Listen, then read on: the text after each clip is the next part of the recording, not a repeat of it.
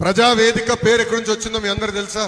2014-19 మధ్యన చంద్రబాబు నాయుడు గారు నివసిస్తున్న ఉండవల్లి గ్రామంలో ఆయన ఇంటి పక్కన ప్రజావేదిక అని ఒక భవనం కట్టాడు తల్లి.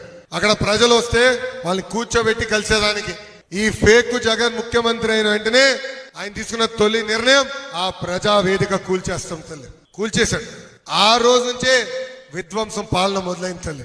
ఆ రోజు నుంచి అడుగడుగునా ప్రజలు ఇబ్బంది పడారు తల్లి. అందుకే మనకు జీవితాంతం గుర్తు ఉండాలని ఆ భవనం కట్టట్లేదు, అట్లనే ఉంచుతున్నాం. చరిత్రలో ప్రజలందరూ తెలుసుకోవాల్సిన అవసరం ఉంది. రేపు రాబోయే తరాల్లో కూడా గతంలో ఒక ఫేక్ జగన్ ఉండేవాడు, ఎలా భవనాలు కూల్చేశాడో వాళ్ళు తెలుసుకోవాలి అని అది అట్లనే వదిలేస్తున్నాం. కానీ ఊరూరు సభలు పెట్టుకున్నప్పుడు ప్రజావేదిక పేరుతో చేయాలని గౌరవ ముఖ్యమంత్రి గారు చెప్తాం జరిగింది తల్లి. అందుకే ప్రజావేదికతో ఈ కార్యక్రమం మీ ముందరకు వచ్చామని ఈ సభాముఖం తెలుపుకుంటూ